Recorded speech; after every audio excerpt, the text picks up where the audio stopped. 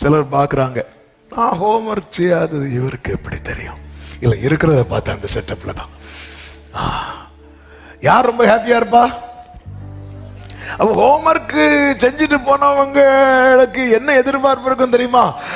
அந்த பீரியட் எப்போ வரும்? ஹோம்ஒர்க் செஞ்சுட்டு பார்த்தவங்களுக்கு என்ன ஜெபமா இருக்கும் தெரியுமா? ஆண்டவரே, எவ்வளோ வழிகள் இருக்குப்பா. ஆமென். இப்பெல்லாம் ஹோம்ஒர்க் செஞ்சவன் பாடுவான், எப்போ வருவீர். ஹோம்ஒர்க் செய்யாதவன் பாடுவான், ஆண்டவரே இப்போ வந்து அழிந்து போகிற ஜனங்களுக்கு யார் உத்தரவாதம்? ஆண்டவர் இப்பெல்லாம் வந்துடாதீங்க ஆண்டவரே. அவருடைய சன்னிதானத்துல மிகுந்த மகிழ்ச்சியோட, அப்ப தேவனுடைய பிடியில, தேவனுடைய பாதுகாப்புல இருக்கிற ஒருத்தனுக்கு, இருக்கிற ஒருவனால மட்டும்தான் மாசு அற்றவனாய் அவர் சந்நிதியில் இருக்க முடியும்.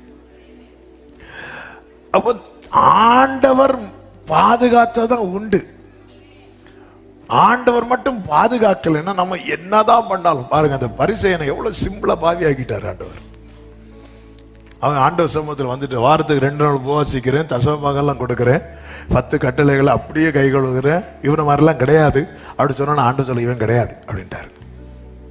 ஒரு வார்த்தை அவர்கிட்ட தான் இருக்கு.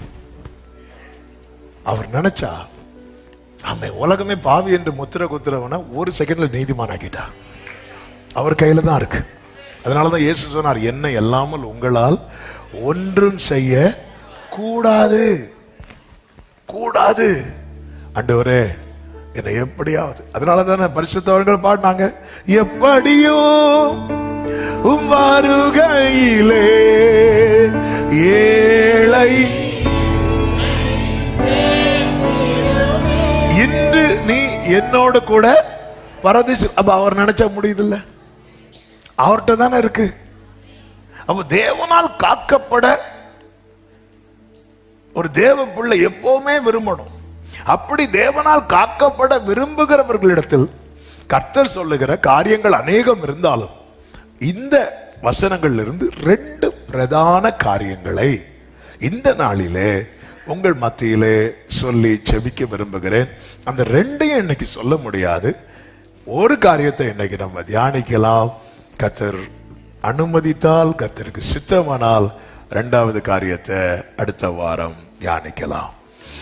இப்படி நீங்க தான் என்ன காக்கணும். நீங்க பாதுகாத்தா மட்டும்தான் நான் மாசற்றவனா நிக்க முடியும்.